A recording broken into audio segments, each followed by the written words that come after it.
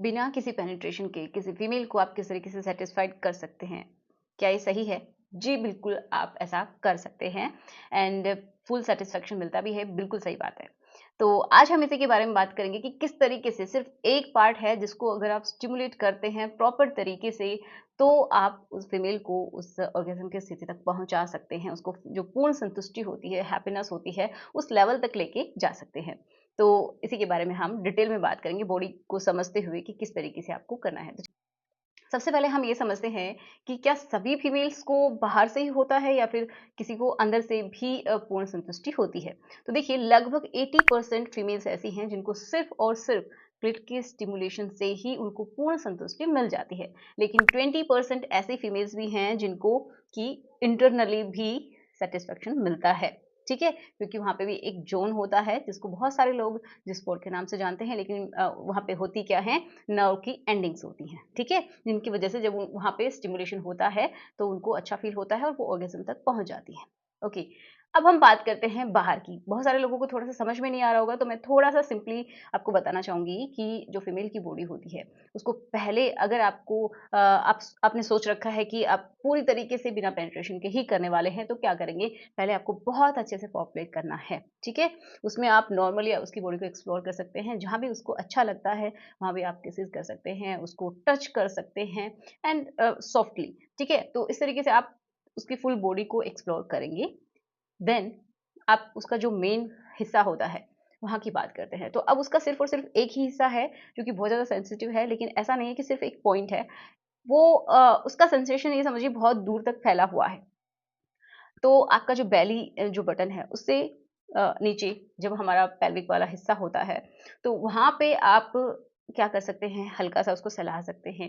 Then आप क्या करेंगे कि जो क्लिट है, वहाँ तक पहुँचना है, लेकिन डायरेक्टली आपको स्टिमुलेट नहीं करना है। अगर आप डायरेक्टली करते हैं, तो बिल्कुल भी उसको प्रेशर फ़ील नहीं होगा और वो उस लेवल तक भी नहीं पहुँच पाएगी कि अगर आप सोचिए कि डायरेक्टली जाके वहीं पे आप सीधा रगड़ना शुरू कर दें, तो उसको बिल्कुल भी अच्छा नहीं लगेगा। ठीक है? ज़्यादातर तो ऐसा ही होता है।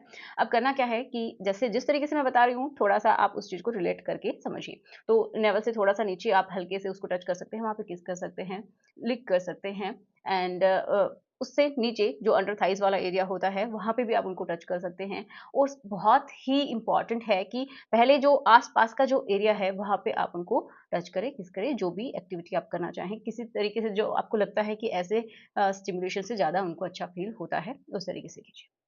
फिर आप क्या करेंगे कि जो उसकी बॉडी है थोड़ा-सा उसको समझते हैं। तो जो जहाँ पे हेयर होते हैं, तो सबसे ऊपर एक बोन होती है, ठीक है?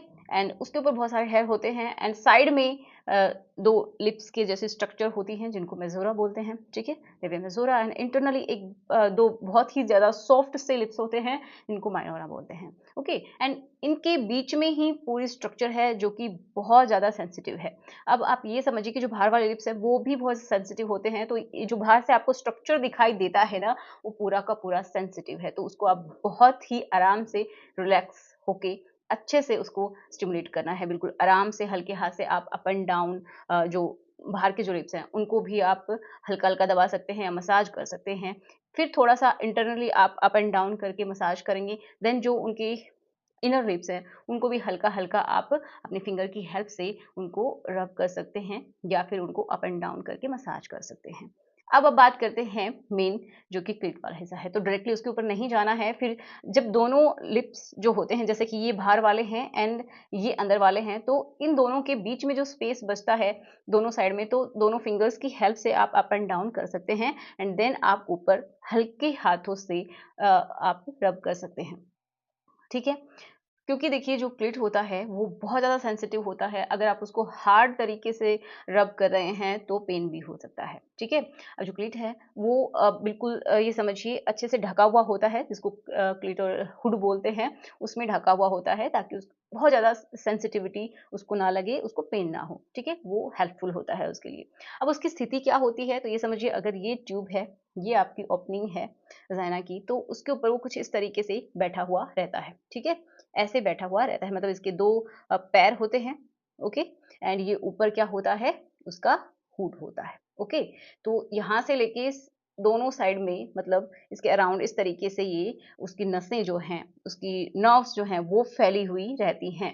तो आप उसको अच्छे से धीरे-धीरे करके अगर आप स्टिमुलेट करते हैं, पूरे हिस्से को उसको हल्के हाथों से रब करते हैं, या फिर हाँ, एक इम्पॉर्टेंट बात ये है कि ये एक मसाज के जैसा ही प्रोसीजर है, तो इसमें आप या तो ल्यूब का इस्तेमाल कर सकते हैं, या फिर जो कोकोनट ऑयल होता है, कोल्ड प्रेस वाला, वो आप इस्तेमाल कीजिए, या फिर आप ऑलिव ऑयल का भी इस्तेमाल कर सकते हैं। जिससे कि एक नेचुरल लूक भी बनता है फीमेल का। अगर वो नहीं है तो आप बिल्कुल ड्राई हाथों से ना करें, पहले हाथ अच्छे से क्लीन करके एंड देन आप ये प्रोसेस शुरू करें। तो आपको बिल्कुल भी ज़रूरत नहीं पड़ेगी कि आप पेनिट्रेशन करें, एंड नॉर्मली ही आप उसको अच्छे से स्टिमुलेट कर पाएँगे।